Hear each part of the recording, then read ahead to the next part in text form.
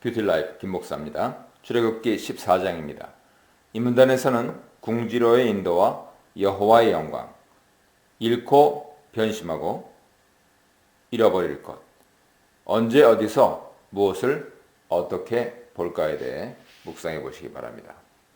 하나님께서 지금까지 가던 방향, 즉 가나안으로 향하던 방향에서 돌이켜 비하히롯, 바다 앞쪽에 진을 치라고 모세에게 명령하십니다. 비하히롯 위치나 믹돌 위치를 정확하게 알 수 없지만 돌이키라 하는 말에서 추론해 보면 다시 애굽 쪽으로 향하고 있지 않았나 생각됩니다. 지형적 위치상 애굽 쪽에서 보았을 때 지중해와 홍해로 막힌 곳이어서 애굽 군사들이 쫓아올 경우 돌아갈 곳이 없는, 도망갈 곳이 없는 막힌 곳입니다. 3절에서 하나님께서는 모세에게 이렇게 막힌 곳으로 가라 하시는 이유를 설명하십니다. 이스라엘 자손들이 방향을 돌려 이곳으로 가게 되면 바로는 그들이 길을 몰라 방황하다 광야에 갇히게 되었다고 생각하게 될 것이고, 하나님께서 바로의 마음을 완악하게 하셨기에 그는 이스라엘을 잡기 위해 뒤쫓아오게 될 것이다 하는 것을 염두에 두신 것입니다. 그리고 그때 하나님께서 바로와 그의 군대를 통해 영광을 받으시고 여호와인 줄 알게 하시겠다 하는 것입니다. 하나님께서 바로에 대한 최후 공격을 위해 바로와 바로의 군대를 유인하려고 일부러 이스라엘을 전혀 비상식적인 방향과 장소로 궁지로 가라고 명하신 것이죠. 그리고 이 일로 인해서 또다시 여호와의 권능을 알게 하시겠다 말씀하십니다. 적자들이 바로에게 이스라엘 자손이 가버렸다는 사실을 알려주었고, 이 소리를 들은 바로와 그의 신하들은 이스라엘 자손에 대한 마음이 바뀌었습니다. 하나님께서 애굽에 큰 재앙을 내리시는 걸 견디지 못하고 결국 이스라엘 자손들에게 가라 허락했지만, 막상 보내고 난 후에 노예들이 없어지자 그들의 빈자리를 크게 느꼈던 것이죠. 노예들이 하던 공사는 진행되지 않았고 온갖 굳은 일을 하던 노예들이 사라지자 그들은 매우 불편했을 것입니다.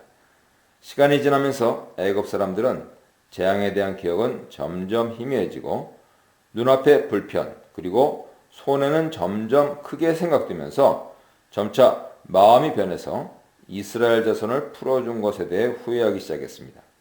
사람 마음이 얼마나 간사하고 열팍한지 잘 알 수 있겠죠. 이렇게 아쉽다고 생각하는 상황 속에서 이스라엘 자손들이 광야에서 방황하고 있다는 소식을 들은 바로는 특별 선발된 병거 600승, 애굽에 있는 모든 일반 병거, 그것을 모으는 지휘관들까지 총동원했습니다.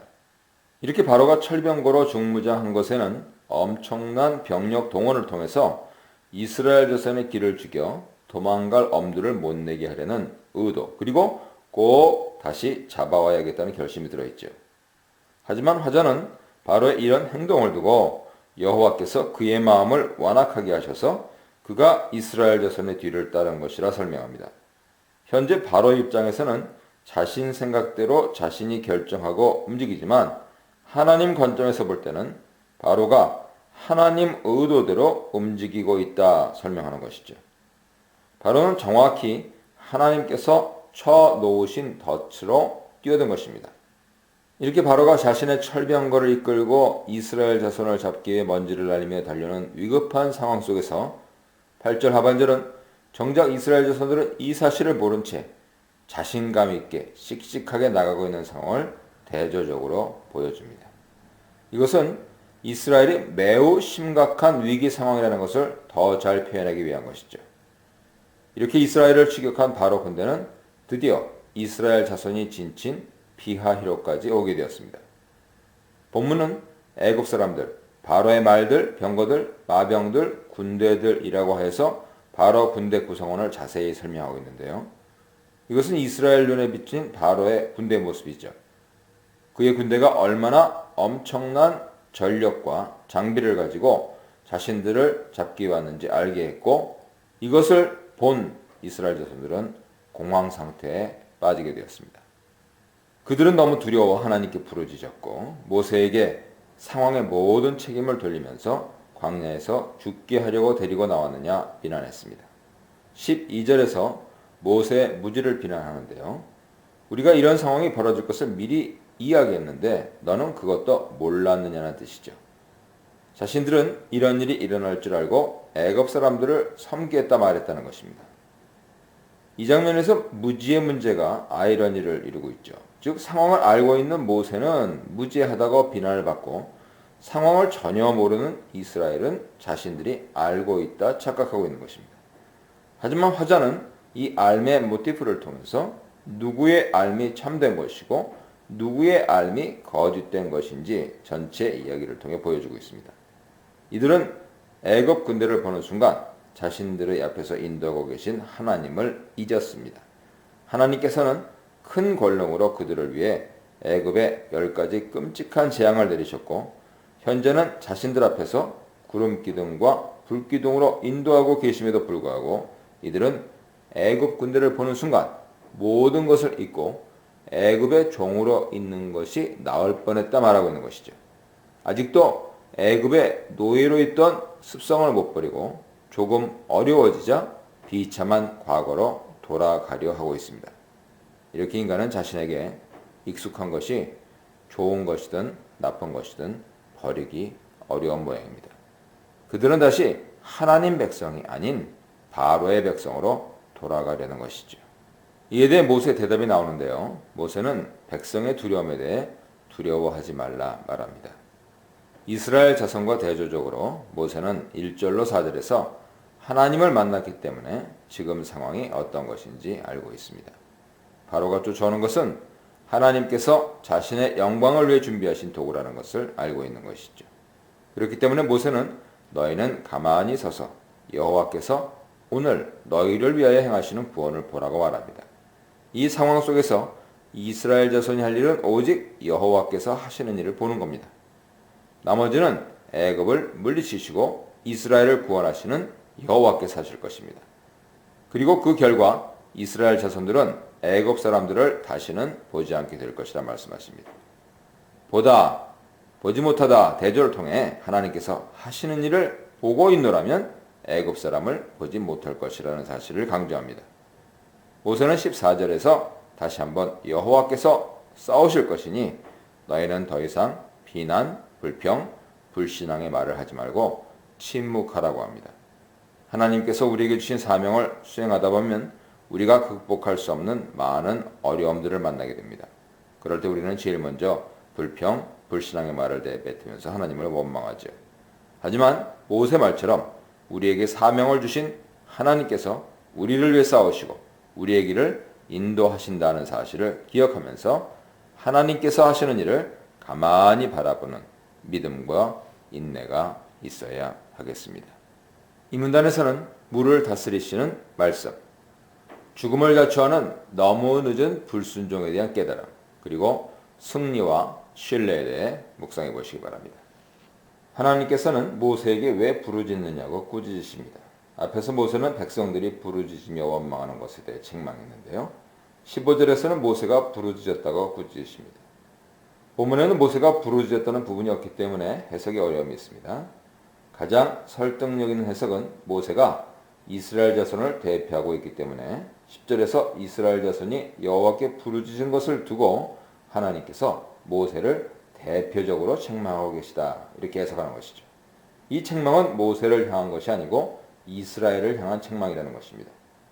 하나님께서는 단 한 번 십계명을 주실 때를 제외하고는 이스라엘 자손에게 직접 말씀하신 적이 없고 늘 모세를 통해 말씀하셨다 하는 것을 기억하십시오. 그래서 이 해석이 가장 적당해 보입니다. 하나님께서는 모세에게 백성들이 앞으로 계속 나가도록 명령하라고 하십니다. 16절에서 구체적인 구원 방법을 알려주시는데요. 지팡이를 높이 들고 바다 위로 손을 뻗어서 바다를 갈라지게 하면 이스라엘 자손이 바다 가운데 생긴 마른 땅을 걸어갈 것이라 하십니다. 지팡이를 높이 드는 행동은 하나님의 권능을 분명히 드러내라 명하신 것이죠. 그리고 애굽 군대도 따라 들어가면 그 군대와 병거와 마병으로 하나님께서 영광 받으실 것이고 이 사건을 통해서 하나님이 여호와이신 줄 알게 될 것이라 말씀하십니다. 하나님을 알게 하신다는 알매 모티프를 통해 홍해를 건너는 사건이 애굽에서 내리신 열 재앙 연장선상에 있다는 것을 알 수 있습니다. 또 하나의 공통점은 애굽과 이스라엘 자손을 철저히 구별하신다는 것이죠. 여기서는 정확하게 어떻게 하나님께서 영광을 얻으실지에 대한 설명은 없습니다. 분명한 것은 애굽의 모든 군대를 하나님께서 치실 것이라는 겁니다. 모세에게 할 일을 알려주신 하나님께서는 이제 애굽과의 전쟁을 준비하십니다. 제일 먼저 이스라엘을 보호하기 위해 이스라엘 앞에서 이스라엘을 인도하던 하나님 사자가 진 뒤편으로 갑니다. 하나님의 사자, 즉 천사에 대한 언급은 출애굽기에서 처음 나오는데요. 아마도 앞서 언급은 없었지만 하나님의 사자가 동행하고 있었던 것으로 보입니다. 여기서 하나님의 사자는 하나님의 대리자로서 하나님의 임재를 상징하지요. 나중에 출애굽기 32장, 33장에서도 사자에 대한 언급이 나오는데요. 거기서는 하나님께서 함께 하시지 않고 사자만 보내겠다 하시기 때문에 그 본문에서 하나님 사자는 하나님의 임재가 아닌 부재를 상징합니다. 그리고 앞에서 인도하던 구름기둥도 뒤로 보내십니다. 구름기둥은 원래 낮에 이스라엘을 보호하며 인도하던 것인데 이 장면에서 밤에도 여전히 구름기둥이 나타납니다. 이 구름기둥은 애굽과 이스라엘 사이에 위치해서 애굽 쪽에는 흑암과 구름이 있게 하고 이스라엘 쪽에는 빛이 있게 하는 역할을 했습니다. 구름기둥과 불기둥이 동시에 나타난 것 같은 모습을 보여주죠. 마치 9번째 흑암재앙에서 애굽 쪽에는 흑암이 있어서 사람들이 전혀 움직일 수 없고 이스라엘 자손이 있는 지역에만 빛이 있었던 모습과 유사합니다.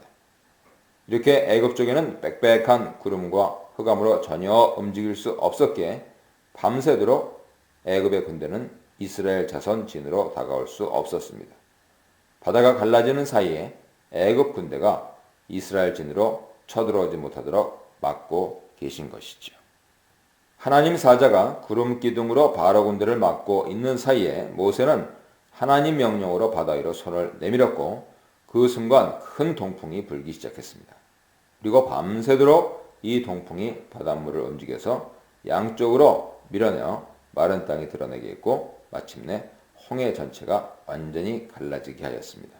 영화의 한 장면처럼 순식간에 홍해가 갈라진 것은 아닙니다. 여기서 마른 땅이라고 하는 것은 물이 말라서 사람들이 충분히 걸을 만큼 단단하고 마른 땅을 의미하는 것이고 바다 가운데 길을 만드시는 하나님의 능력을 보여주고 있는 것이죠. 마른 땅이 드러나고 홍해가 완전히 갈라지자 이스라엘 자손들은 바다 가운데 드러난 마른 땅을 걸었고 그들이 지나는 양쪽은 물벽을 이루고 있었습니다. 즉 바닷물로 세워진 거대한 물벽 사이를 지나면서 이스라엘 자손들은 하나님의 권능에 또다시 놀랐을 것입니다. 이스라엘 자손들이 바다 사이를 지나는 것을 보자 애굽 군대들도 따라서 바다의 마른 땅으로 들어왔습니다. 그러자 하나님께서는 그들을 보시고 애굽 군대를 공격하셔서 그들을 어지럽게 하셨고 병거에서 바퀴가 빠지게 해서 달리기 힘들게 만드셨습니다. 하나님께서는 용사로서 애굽 군대들과 싸우셨고 당대 인간의 최고 병기였던 철병거는 아무런 힘을 발휘하지 못했습니다. 그 엄청난 군대는 하나님 공격에 속수무책으로 당하면서 여호와께서 이스라엘을 위해 싸우신다는 사실을 알았고 애굽 사람들의 직접 협박을 통해 그들이 이 전쟁을 여호와의 전쟁으로 그리고 이 전쟁을 통해 여호와께서 어떤 분이신지 알았다는 사실을 알려주고 있습니다. 이스라엘 자손이 홍해를 다 건너자 여호와께서는 모세에게 애굽 사람들과 병거들과 마병들 위에 물이 다시 흐르게 하라 명하셨고 모세가 손을 뻗자 바다가 원래 흐름대로 돌아가게 되었습니다. 막혔던 물이 갑자기 다시 흐르게 되면 그 위력은 몇십 배 달하는데 애굽 군대들이 이 물을 거슬러 도망하려다 모두 휩쓸려 바닷물 속에 처박히게 되었죠. 화전한 이것을 여호와께서 애굽 사람들을 바다에 엎으셨다 표현하고 있습니다. 바다로 들어간 바로 군대는 하나도 남김없이 물속에 수장되었습니다. 하나님께서는 자신의 백성인 이스라엘의 아들들을 나일강에 던져 수장시킨 바로와 그의 백성들을 홍해에 수장시키신 것이죠. 그리고 이스라엘은 모세가 나일강에서 건짐을 받은 것처럼 홍해에서 건짐을 받고 홍해의 세력 가운데 구원을 받은 것입니다. 이 놀라운 이적을 통해서 이스라엘 자손들은 반대편으로 무사히 건너갔고 거기서 파도에 쓸려오는 애굽 군대의 시체를 보면서 홍해 바다에 애굽 군대가 수장된 사실을 알게 되었습니다. 하나님의 놀라운 권능을 본 이스라엘 자손들은 두 가지 반응을 하죠. 첫째는 여호와를 경외하게 되었습니다. 그들이 두려워하던 바로의 군대를 바닷물에 던지신 하나님을 보면서 그들이 두려워하고 경외할 분은 여호와시다 하는 사실을 알게 된 것입니다. 둘째는 여호와와 그의 종 모세를 믿게 되었습니다. 여기서 믿는다는 것은 권위를 인정하고 그의 말에 순종하게 되었다는 의미죠. 모세가 믿음의 대상이 된 것이 아니고 하나님을 믿음으로써 모세가 하나님의 이름으로 하는 말들을 믿게 되었다는 것을 의미합니다. 이 모든 이적들이 모세의 말을 따라서 모세의 손에 의해 이루어졌기 때문입니다.